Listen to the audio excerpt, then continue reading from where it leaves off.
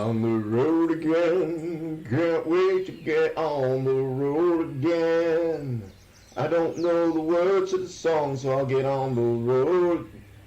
Hey, who ate my damn brownie?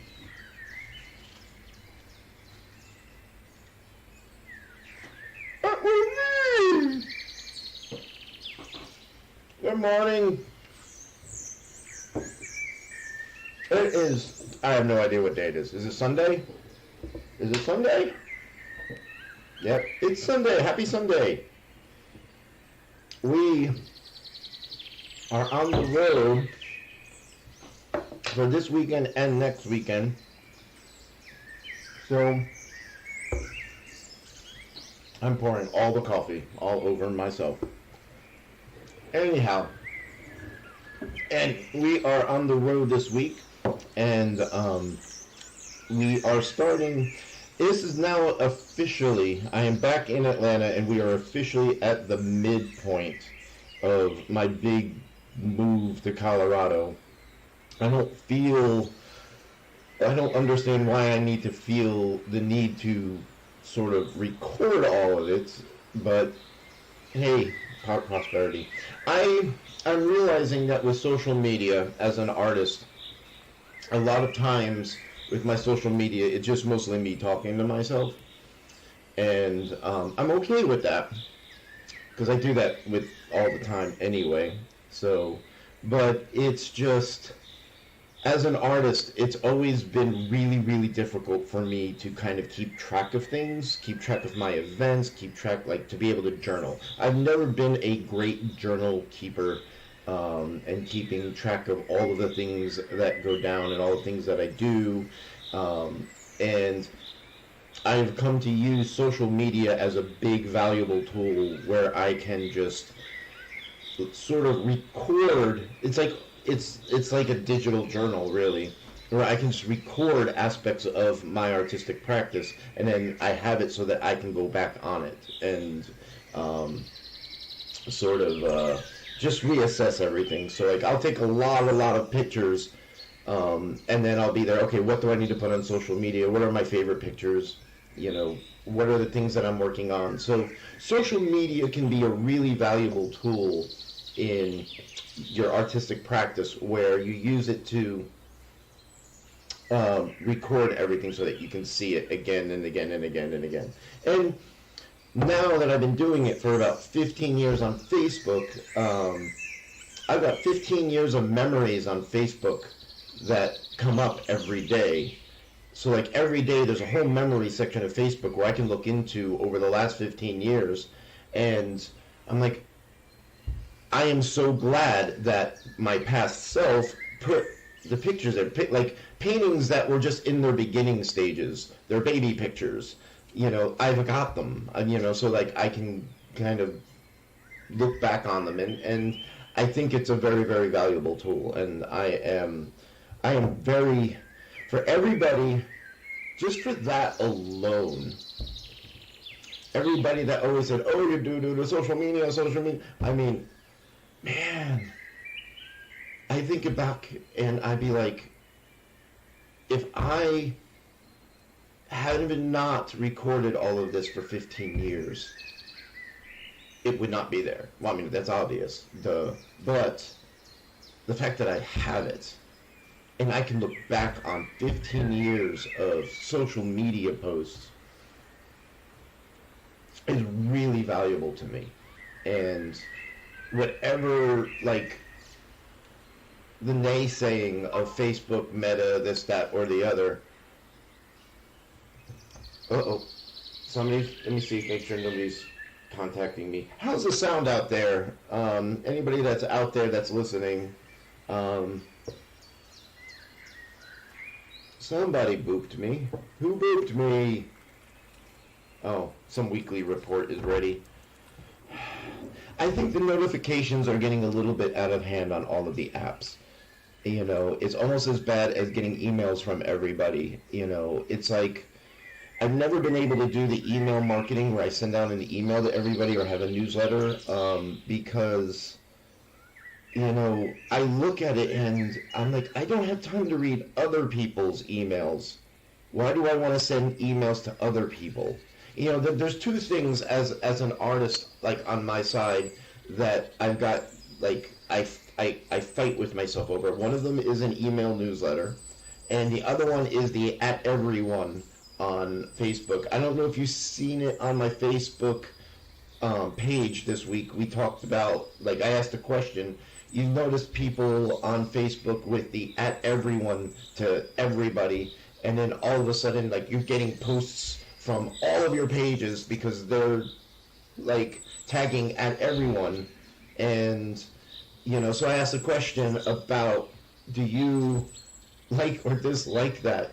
And the telling thing about it has been, there's not a lot of reactions, but there are so many comments. And I've never had a post do that before on Facebook, where there's so many comments that from people, but there's like no reaction because everybody's just like hates it. So I know on one side, you know, Facebook is not a really good algorithm to be able to get to your audience because they're so busy trying to get you to do ads for it. So it's, you know, that they got to make money, you got to make money. Everybody needs like respect of privacy. Is like, where do we find this common denominator with the at everyone? And I think, you know, some people, it look like they're just like, if they get an at everyone from a page, they automatically stop following that page. Some people with pages like Soul Dance and stuff, they're working out a nice common denominator with the audience because a lot of their traffic is dependent on getting their information on a bi-weekly basis to the people that go through their events. So in that sense, I can see the at everyone really working to the benefit and people buying into it because, yes, you want to know that information. But then on the other side are the people that have the pages or the creators that just at everyone for every single post.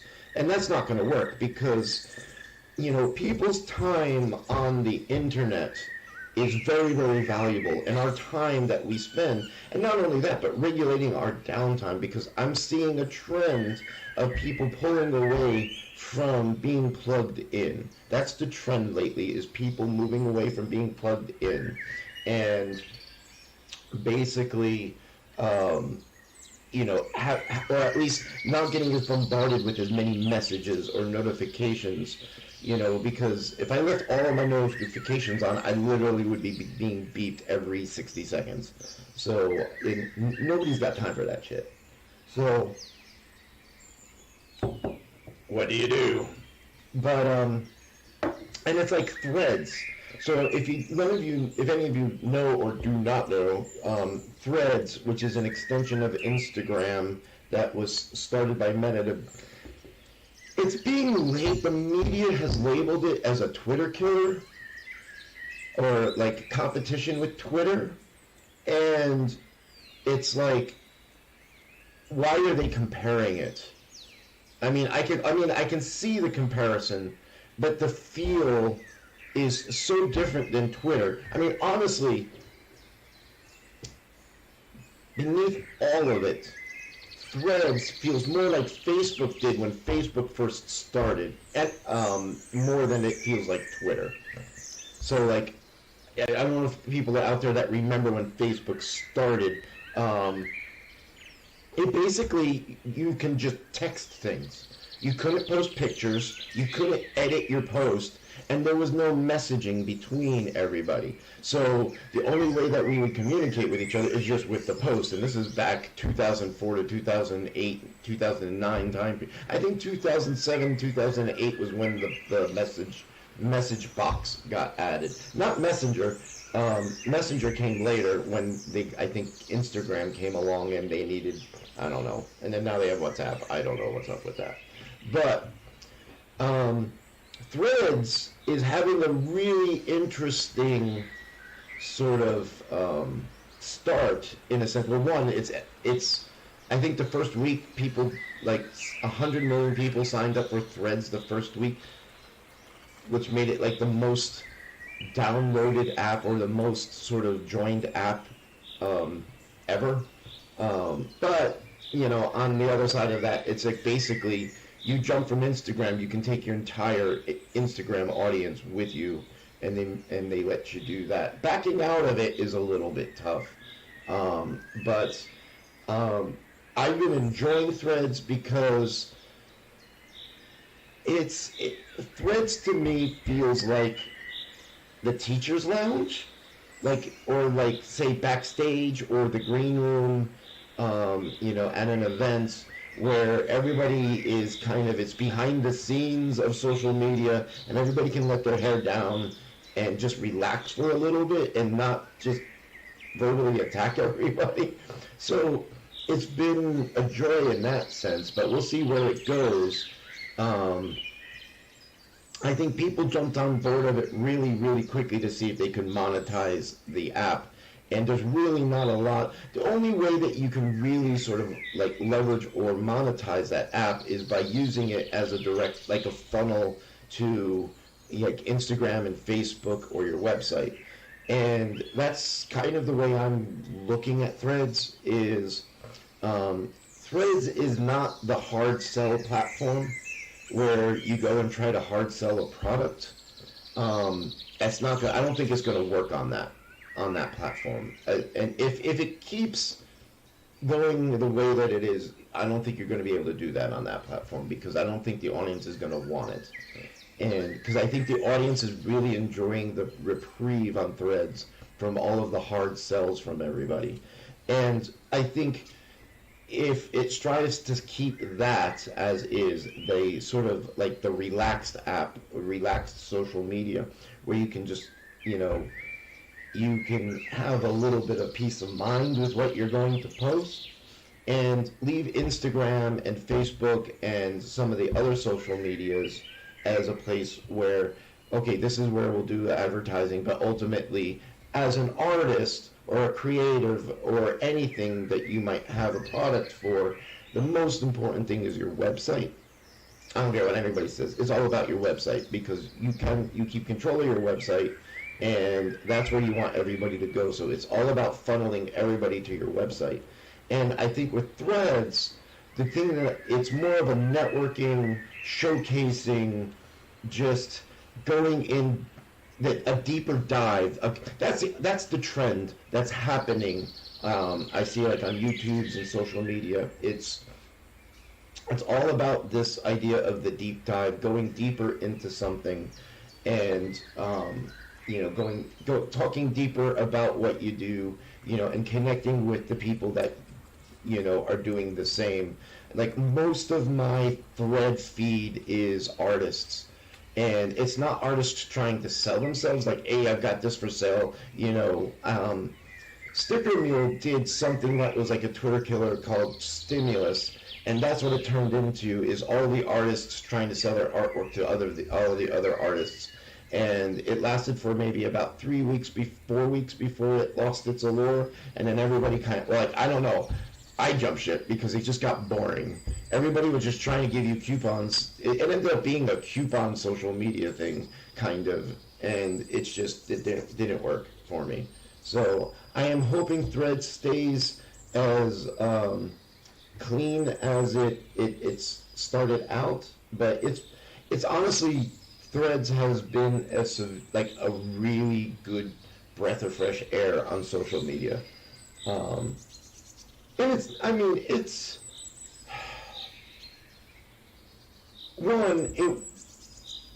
its interface works better than Twitter. Like I said last week, I hated posting images on Twitter. It's like they make the interface difficult for you so that you won't post pictures on Twitter, is what I feel like.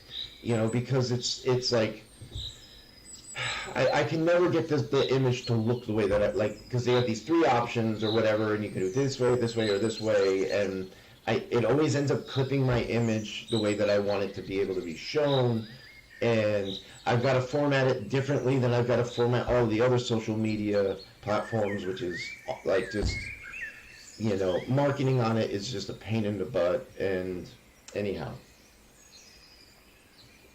I'm all on that. But I'm on Threads. Check it out. I enjoy it. It's been a breath of fresh air. So what else is going on? Oh, I have no idea. But back in Atlanta, and getting ready to just. This next trip's going to be moving all of what's left of my paintings in my studio. The rest of the paintings are going on this next trip. And some of it's going to be some of the bigger paintings that I couldn't move with the furniture. Some of the more delicate things will be going on this next ride out. So, and that'll be happening towards the end of the month, around the 25th or so, I guess. It's never a set date. I just kind of, when I feel ready to make the drive, I go. But what time is it? It's 9:17.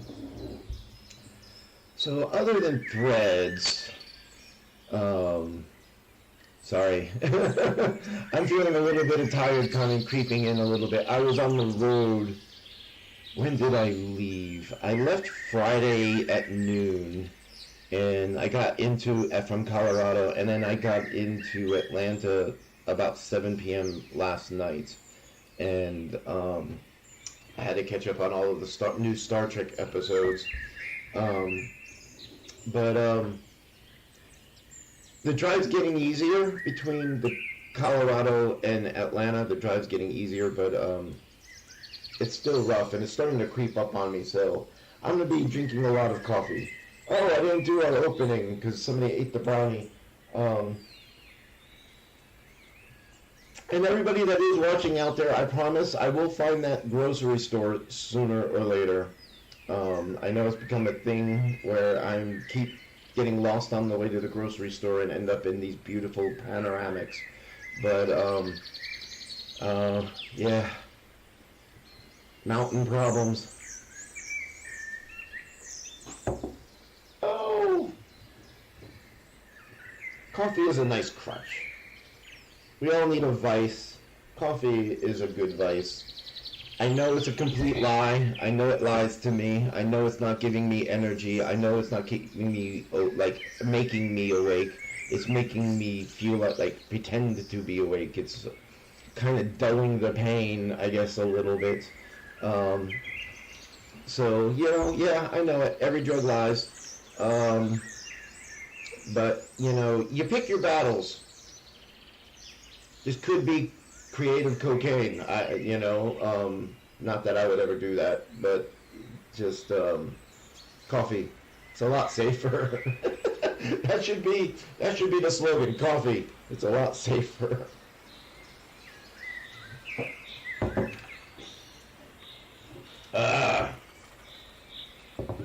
Speaking of, has anybody seen the movie Cocaine Bear?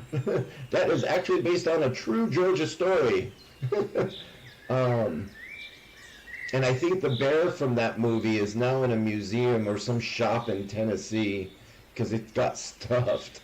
So, yeah, that's a story. Whew! Sometimes Georgia competes with Florida. Georgia man versus Florida man. It's a thing.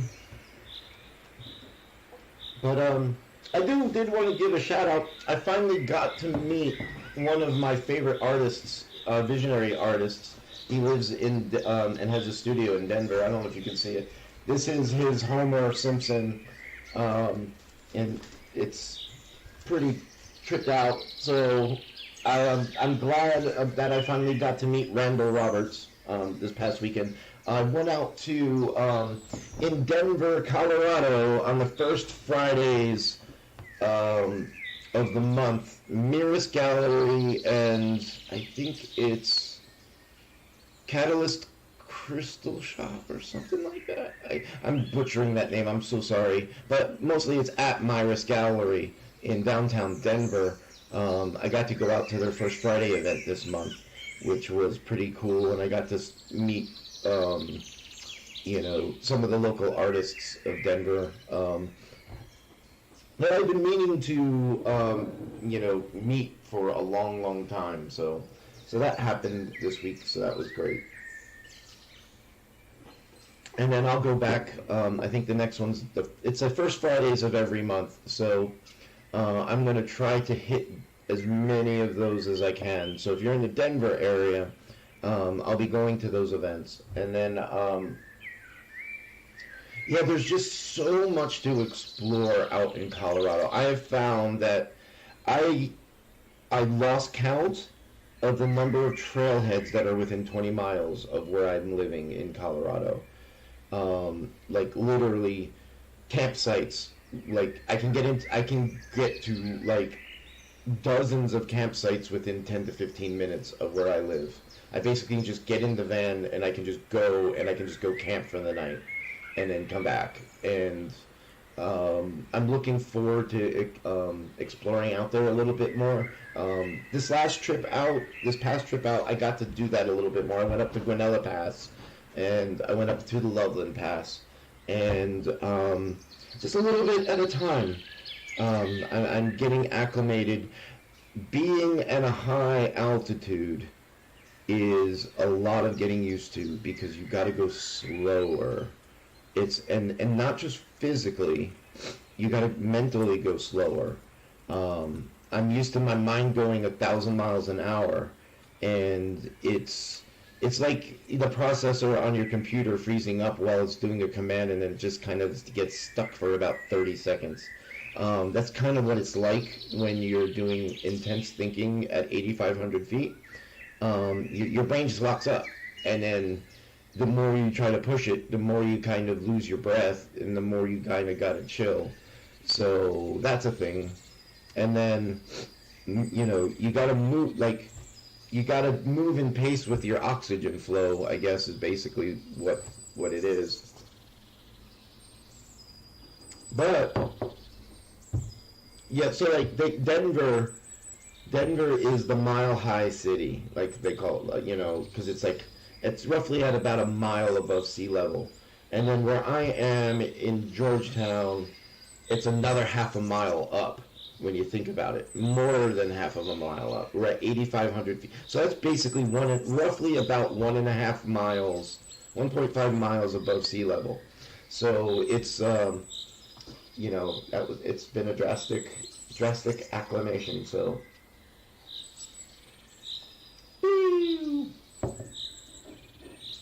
so much going on. Oh God, the Hollywood strike is happening, and that's a little unnerving because that's so many people I know are going to be affected by this strike. And it's the biggest problem with it is the ones that are like the behind the scenes people that make, like the set builders, the people that make the sets flow, the ones that keep it going, the ones that build everything, that do all of the costuming and the set design and prop design. Those are the ones that are going to suffer the most right now because their livelihood comes from that industry. And with this double whammy of the writers and the actors being on strike, because I know Yahtzee, I think that's what I call it, Yahtzee.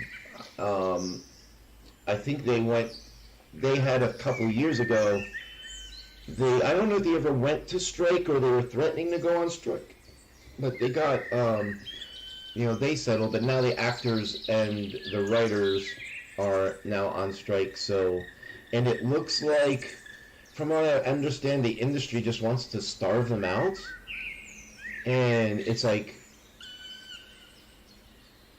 part of me is like, what's their strategy behind that? But it's almost like, if you remember when there was a writer's strike that went down, where that's when Survivor and all of your reality TV shows and all of these studios switched to these reality TV shows. What we're doing is we're experiencing another shift in the industry there. It's like, why would they be willing to kind of just sit there and starve the actors and the writers out? My biggest fear is now that AI is coming online and the fact that there's, like, this whole sort of source material on social media now where they can, maybe their plan is to, like, they'll take content from, like, YouTube or whatever with content creators there and bring those people up. I don't know. I mean, it's like, are they just, they're trying to just completely disable, like, the industry in that sense. So I don't know. It's an interesting thing that's happening. I've got one television show that I have been waiting a long time for, which is Ahsoka, Star Wars Ahsoka. And Ahsoka in Star Wars is, she was the Padawan or apprentice to Anakin Skywalker, who ultimately becomes Darth Vader. And the reason why I like this character so much is through her, you get to really see the type of person Anakin Skywalker was, the hero that he was in the Clone Wars. And, it's that aspect of the writing in the story is what makes his fall to Darth Vader so much powerful. And now that, where they're taking the story even further into the Darth Vader time period, where you find out that the suit that Darth Vader is in is a prison. And it was a prison that was instilled onto Anakin Skywalker by the Emperor. And basically, he gives Anakin the worst possible equipment, so it's constantly failing. It's old, outdated. Like, the Emperor doesn't give Darth Vader, like, the best equipment, because he wants Anakin to be in pain. Why does he want Anakin to be in pain? Because that forces the anger, that forces just the adrenaline, that forces his connection to the Force, which the Emperor wants to feed off. And if the Emperor gave Darth Vader all of the good stuff, then he would be in constant fear of Darth Vader, going to kill him.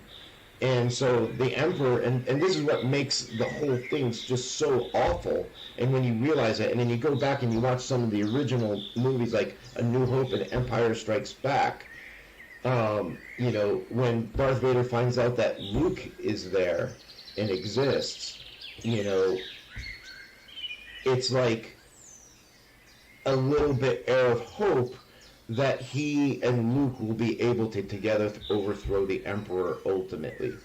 So it's not that Darth Vader was all willingly doing the Emperor. It's just Darth Vader, like Anakin Skywalker, did not have the choice, because the Emperor also constantly teased the sort of Anakin wanted to use his Force abilities to be able to bring Padme back from the dead, and there's this whole era where he's researching all of that and trying to figure that out, and he needs the Emperor because the Emperor kind of, more than anybody else in the galaxy, knows that. So anyhow, a little Star Wars aside there, but Ahsoka is coming out starting next month, and then I think what I'm going to do is, once Ahsoka is done, I'm basically unsubscribing to all my subscriptions to all of those streamers, like Disney, Netflix, Paramount, all of the big media houses. I'm basically unsubscribing, because with the strike, there's nothing. Everything is on hold. There's a few shows that are going to still come out, like Skeleton Crew and but I think after Ahsoka, I think I'm going to take a break from all of the Star Wars Marvel stuff and the streaming stuff. I'm really enjoying the independent movement on YouTube. I'm all about supporting the independent artist. I enjoy watching, like, their realities more than, say, some of the higher realities. So I don't know if I said that right, but Twitch, YouTube, Patreon, just I really It's at the point where there's a lot of people out there that are doing really good quality content in the independent market. And I think with the strike, you know, there's always whenever there's like a big sort of obstacle in an industry, like like what's happening in Hollywood right now, there's always a shift. Like the shift that happened when all the reality TV and Survivor came on the scene, and your reality and your Big Brothers and in your reality TV shows. I think that the major studios, are they thinking that they're going to be able to tap into the independent market? I mean, there's going to be probably some that are going to probably jump at the money, because like, you know, is this their thinking? Rather than pay these writers and these actors these god awful amounts of money, which isn't. I mean, it depends on how you look at it. I mean, I understand the hard work that goes into it, but and I understand that if the actors aren't getting the money, the big studios are getting their money. Somebody's got to be getting the money, and I think that it needs to be dispersed evenly, properly, and fairly. But is there thinking like another sort of reality TV run for about a year or two where they just tap into the independent social media market and they just lift up some of the content creators there? Is this what they're going to do? I mean, it seems like the movie studios feel like they have an ace in their hand, or they have an ace hidden somewhere, and that they can take such a step. Like, they didn't even talk. It's like no negotiation. So it's like they've got a plan. Anyhow, it's just I'm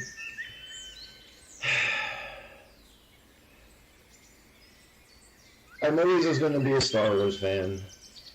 I'm a good Marvel fan. I never was really into the comic books. I was really got into the MCU, and I've been enjoying the MCU. I felt like comic books, I couldn't keep up. And this was back in the 80s. I couldn't keep up with all of the storylines, and you didn't know where to jump in. And I tried jumping in a few different areas, like the death of Superman and some of the other different events. And I tried to get Secret Invasion and Civil War. I really enjoyed Civil War. That was a good story arc in the Marvel Universe. But I never really got into that. But I will always be Star Wars. So, but it's like, I don't know. I like independent music. I like independent content. I like independent creators, because it's real.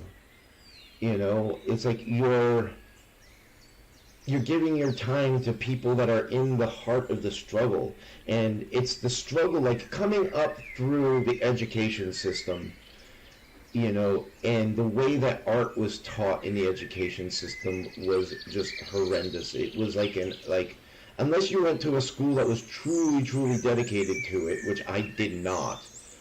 The art departments were mostly a joke. And that sucked, because it's just such an important fabric to creative, to being a well-rounded creative thinker, is to be able to think visually as well.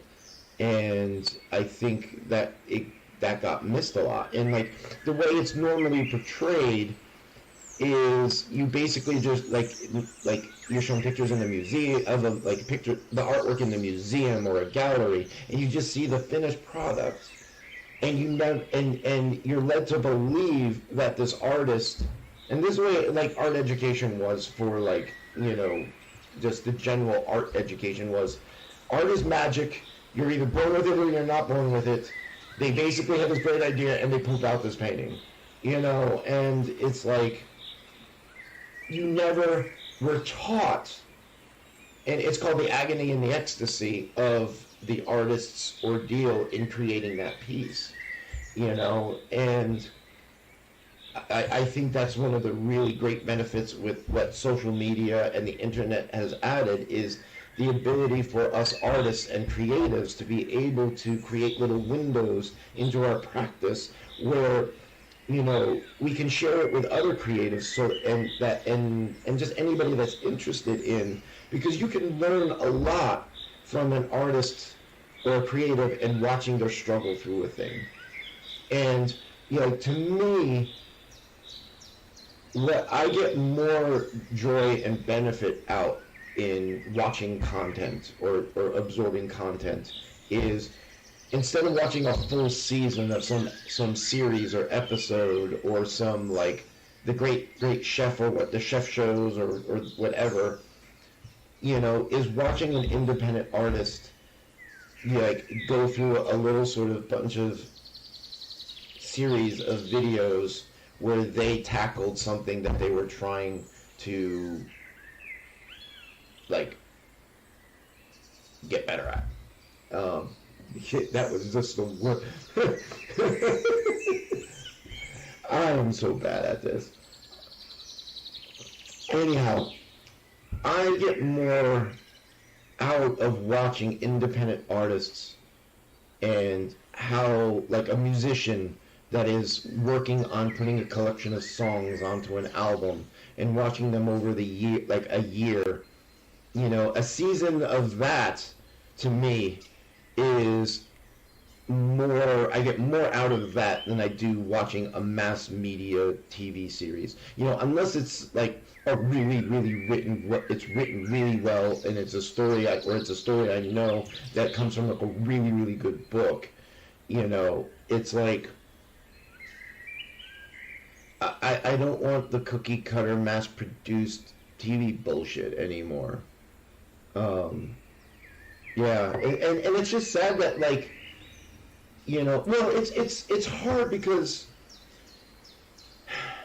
mass media is easy. You just sit down and they feed it into your mouth and you just take it in and then you just absorb it. You know, with the independent creative sort of world, it's like a large portion of it is awful, like this show, but you gotta really search for the gems that are out there.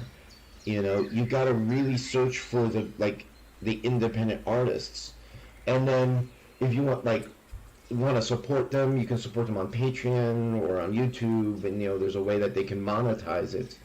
I wish there were better ways that we can monetize our content creation. It's getting there.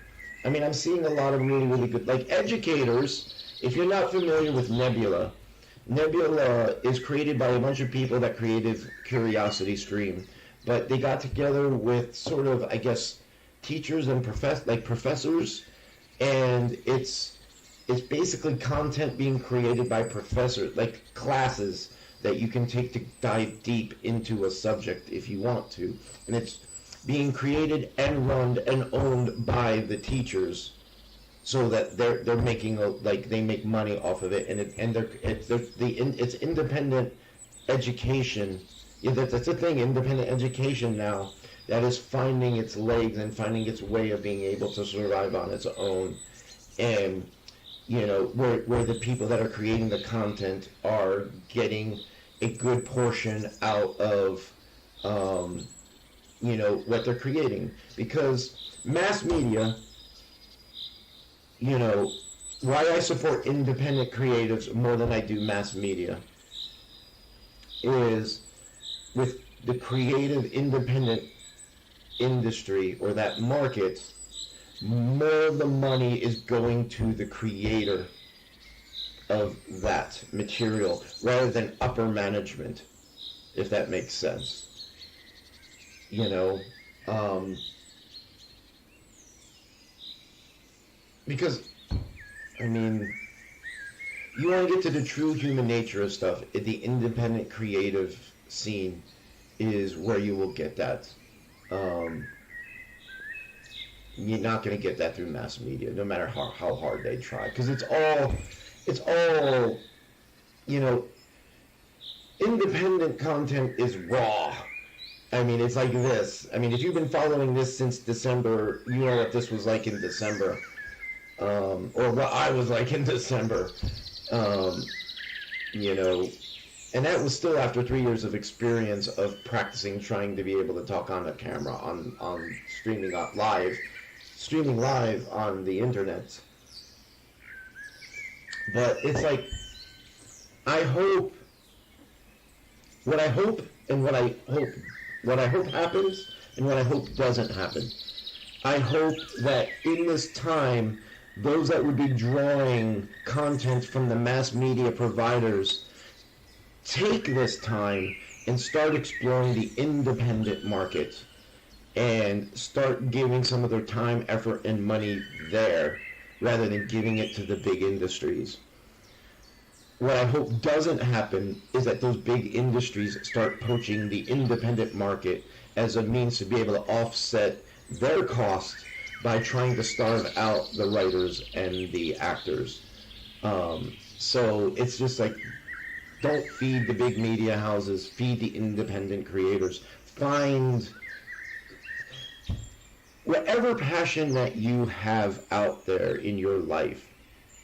There is an independent creator somewhere creating content that you would probably be able to connect with, that will probably like help you expedite that passion a little bit further.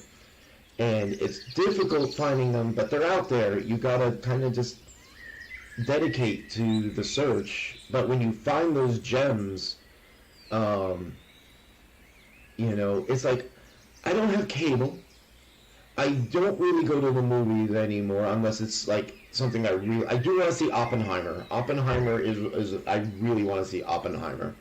That whole story, the whole Trinity test, that whole story arc of America is fascinating.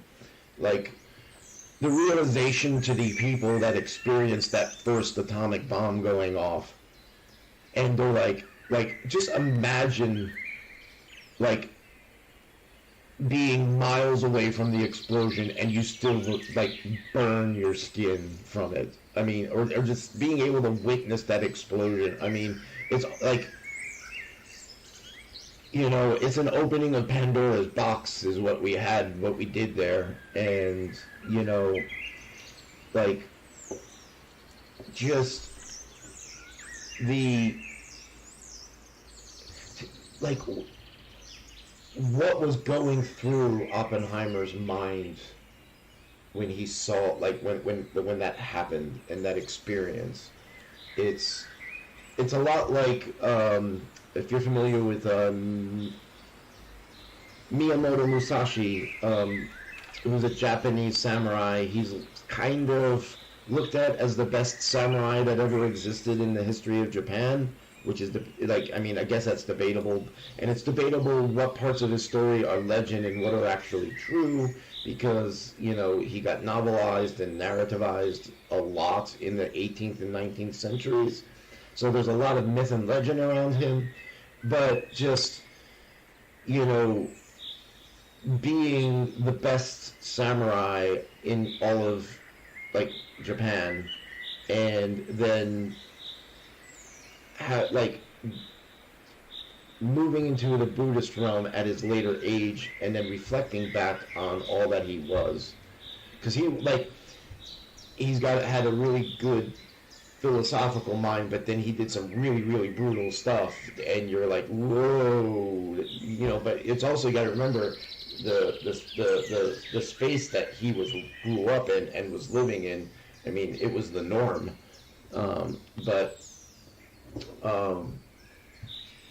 You know, I love exploring the stories of historical figures that go through that type of experience. So Oppenheimer is definitely a movie I want to see, and I want to see that in the theater, more than Barbie. I don't have any. I mean, Yeah, there's just way too much pink in that movie. I had my pink phase in high school, and I'm done, and I got it through my system. I'm more of a green and blue dark. I'm a more dark color person now. Okay. So, um, I think what I'm going to do is on my social media is as I find independent artists and content creators that I feel are like shining.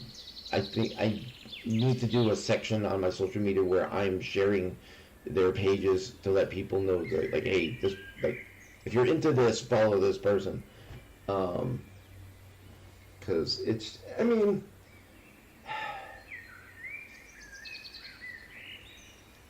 you know, to me, the 21st century is more of a participatory century and not a spectator century.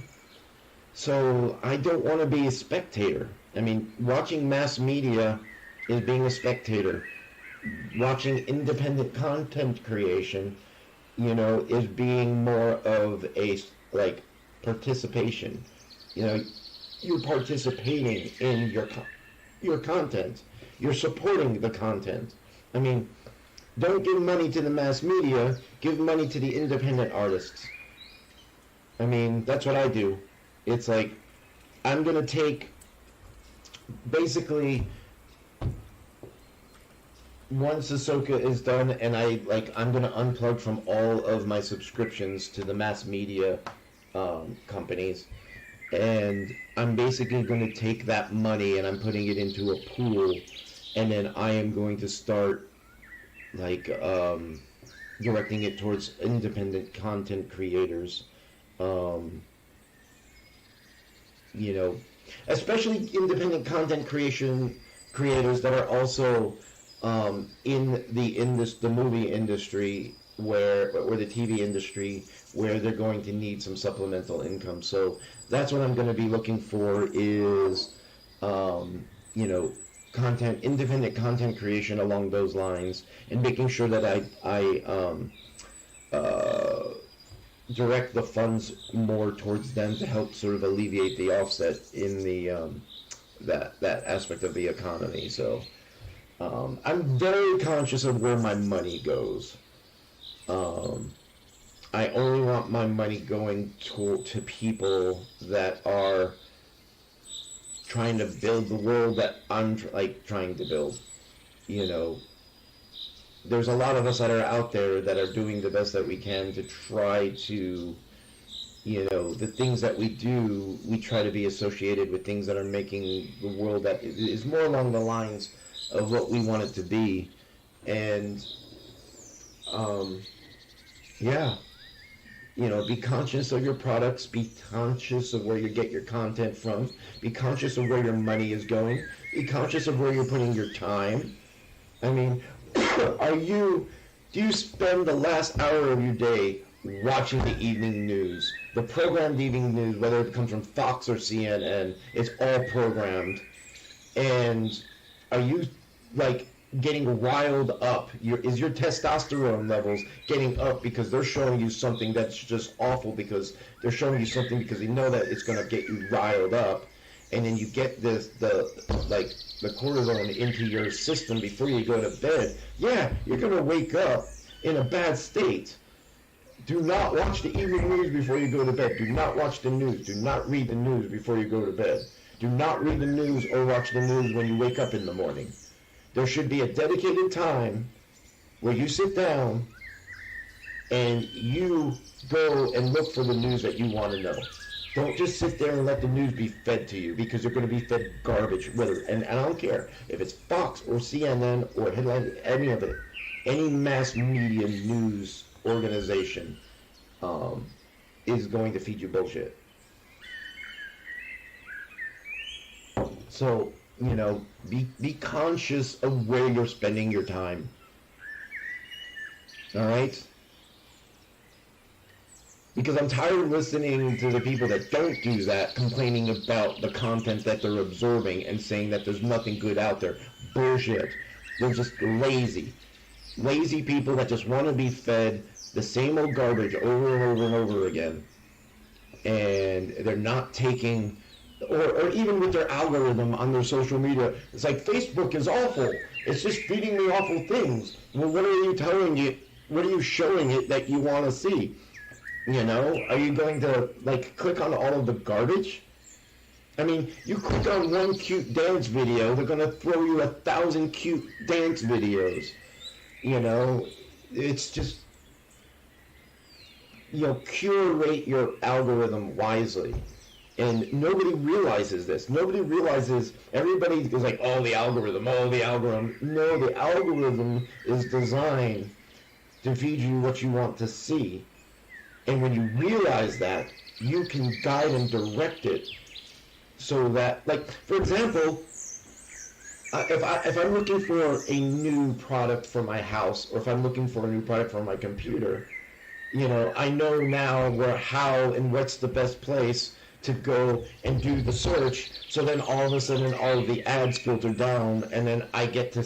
I mean, think about this. We talked last, like I made the comparison about, yes, we're being really attached to our phone in the 21st century, but in the 20th century we were attached to our brick and mortar store on some street somewhere where we had to spend all of our existence in this prison cell and couldn't go anywhere because we had to hope somebody was going to come into the store and buy something. You know, it's... Do you want to just be fed ads for random shit? Or do you want the system to be able to feed you what you're looking for? I want to buy a new bed. Okay, this is the type of bed that I want. Pretty soon we'll have AI that does, AI shoppers. AI shopper is going to be the next, like, I think AI shopping is going to be one of the biggest AI uses for businesses. Or like, if I have an AI, like for example with AI art, you give it a little, there's a little post and you type in what you want, you want the AI to produce. You'll be able to give the parameters to the AI and it will go find the product for you. I'm looking forward to that. But getting back to it where we are right now is, would you rather being fed just random bullshit products, or would you rather it be sort of smart and know what, like, see what you're looking for and be able to, like, know your habits and find you that best product that you are looking for? I find a lot of my new things that I like for the computer, like for the tablets, you know, for art products, you know, I find a lot, like, what's the best video camera? You know, I don't know anything about video cameras, so then I start finding the options. Anyhow, it's just, the problem is I feel, are the corporations innocent people? Like, it's all about money. It's all about money, and it's all about making money, and it's all about selling the products. So yes, there's going to be an aspect of it. Everybody's going to want to sell you something, but we have the tools and the ability to be able to control that if we just decide that we want to not complain about it and use the tools wisely and learn how to use the tools. Nobody wants to learn how to use the tools. Everybody just, it's just like, they're just feeding me all of this garbage. It's feeding you all that garbage because you're looking up garbage. I heavily curate my algorithms on social media. I am very particular about, like, making sure that I'm only going and visiting the things that I'm interested in, that I'm trying to draw into my business. All right? And over the years, these algorithms have been curated by me where, like, my Facebook feed is amazing. It's filled with amazing stories of the amazing people in my life that I want to follow. And, the content that, like, I want to follow, I make sure I engage. The content that I don't want to follow, I don't engage. And why? This way the algorithm knows what I'm looking for.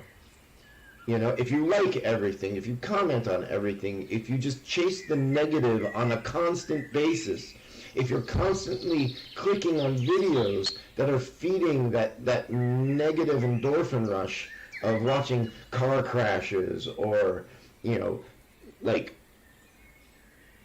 serial killer stories constantly or conspiracy theories constantly, you're going to be fed that. So you're going to be fed negative stuff.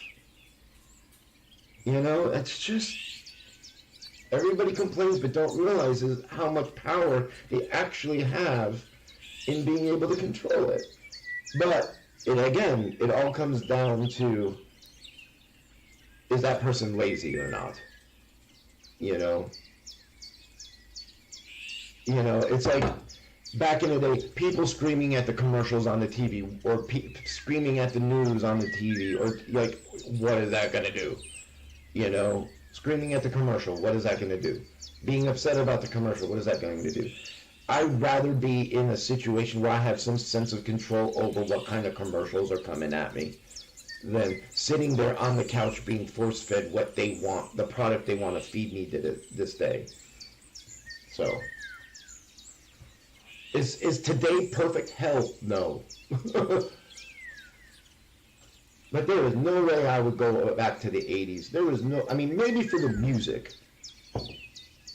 I would definitely go back to the 70s for the music. 90s music. Music is always a good, like, if you ever get stuck in time, go visit the musicians. That's because they got their finger on the pulse of what's going on. So, like I've ever been, well, how do I know? Yeah.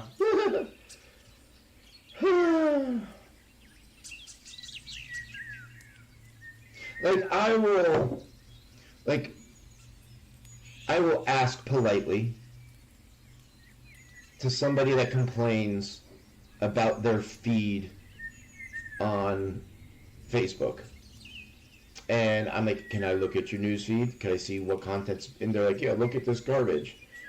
And I'm like, but are you commenting on this? Are you engaging with it? Well, of course, I'm into it. Well, then that's why it's being fed to you. It's a mirror, it's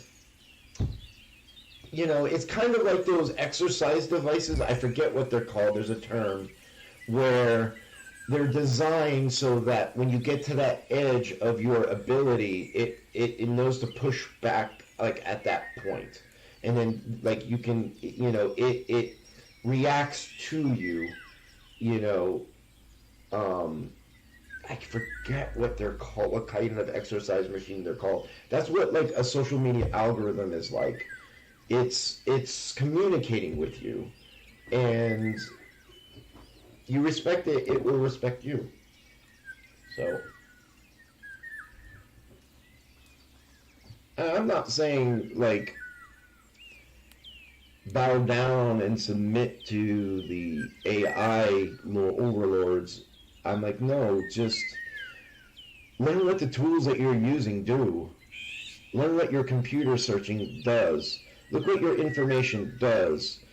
One of the things that bothers me the most, especially with Gen Xers these days, is growing up, it almost became fashionable to be like, oh, I don't use a computer. I don't use email. I am old-fashioned. I am traditional. It's not a badge of courage anymore to like brag that, oh, I don't do social media, I don't do computers, I don't do this. It's the 21st century of being illiterate. And I know that's a harsh thing to say, it's a harsh thing to hear, but if you're not learning how to use the communication tools of the world that you're evolving into, in about 20 to 30 years, you're going to be so out of touch that you're going to be lost. I feel sorry for the Gen Xers 10 to 15 years from now that have made it their badge of courage, like, of not interfacing with a computer and knowing how to use a computer properly, or being patient with a computer. Life is going to continue to get very, very difficult unless you have kids that can do it for you.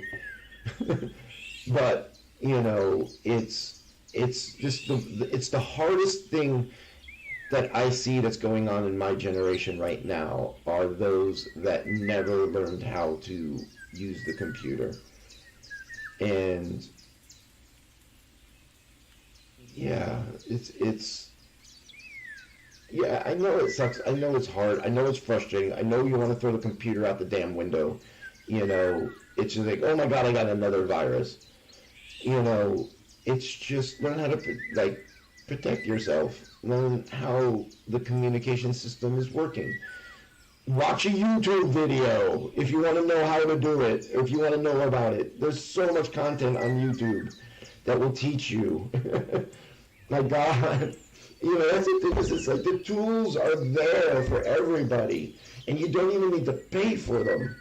I mean, we exist in a time period where you can learn a major craft, and you can dedicate a year to it, and you can be proficient in it by the end of the year if you dedicate it to start making a living off of it, without having to do a 4-year, $100,000 education.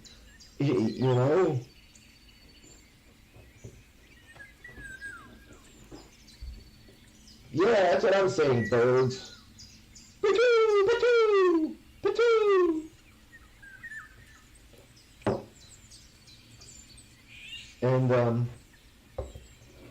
And I'm not calling anybody out. It's just something I generally see across the board in my generation right now, is so many of my generation are not ready for the 21st century. They are not ready for the 21st century, and I think they're going to have a lot of Gen Xers are going to struggle, be in a place where they're going to be lost in their 60s and in their 70s, and it's going to be an issue. It's going to be an issue that is going to be en masse enough that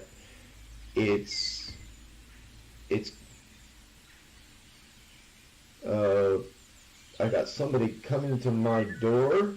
I've got, hold on, I've got Grubhub coming to my door.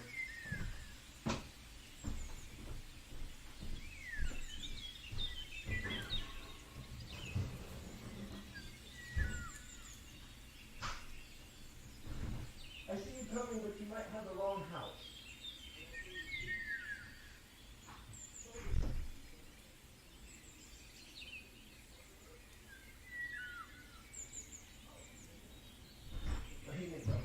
Alright, hold on a second. Come on in. Oh, you come up the steps. Brian, did you order food?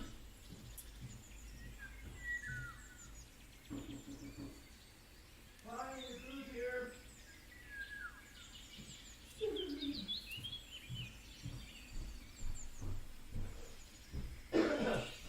Sorry about that. He's coming. I thought you guys I didn't order food.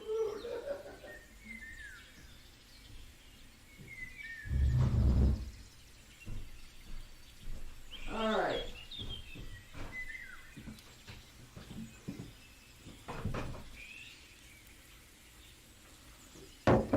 Ooh.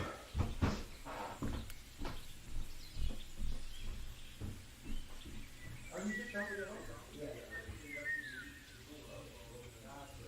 Thank you. Have a good one.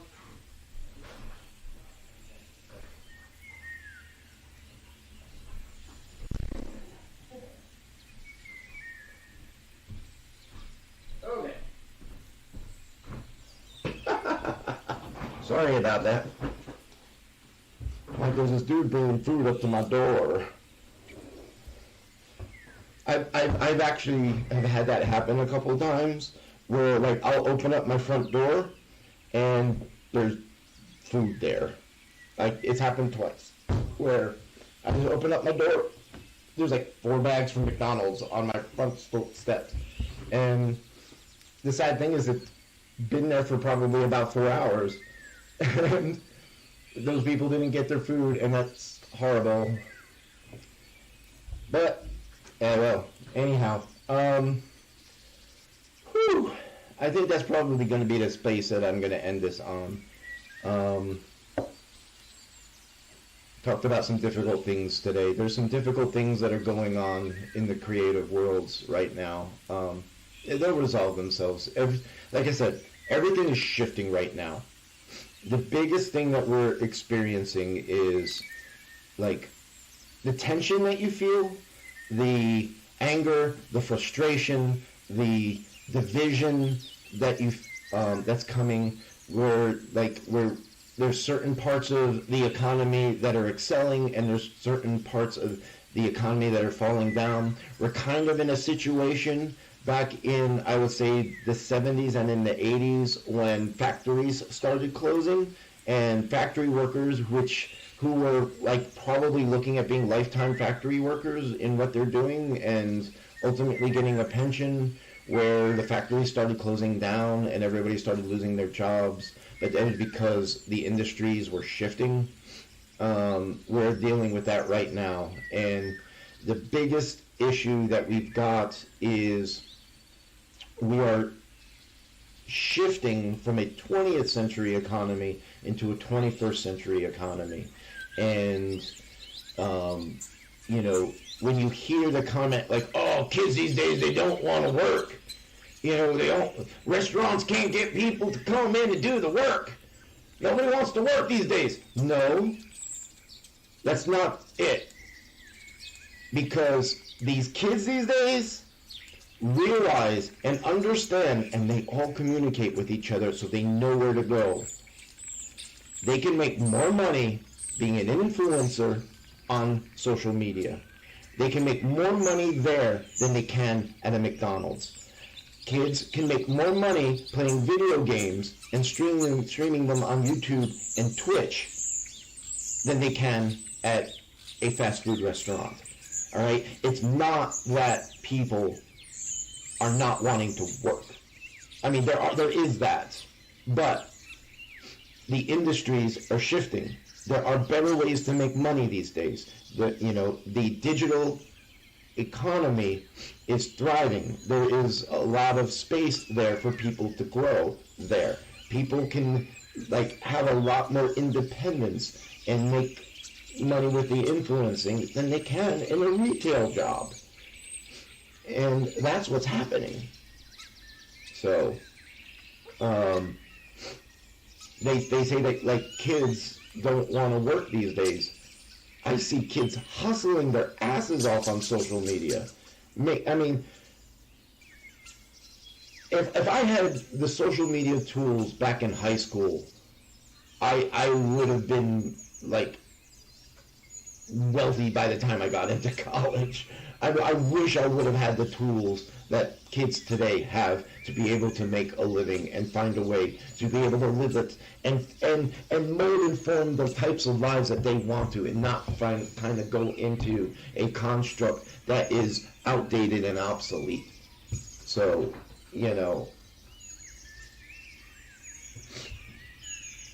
that's the truth of it. Industries are shifting. So, anyhow, I am going to kind of call it a day there. I am tired. It's at 1:10 and, an hour and 10 minutes long. So, I try to go for about an hour with these. So, I will be back next week. I'll be at Soul Dance on July 23rd.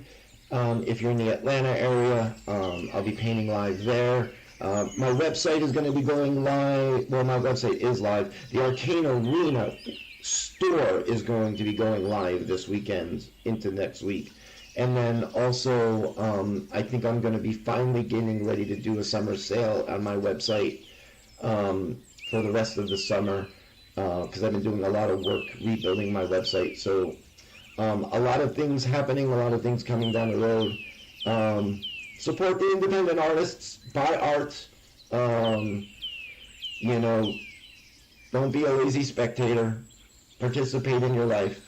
and have a good day.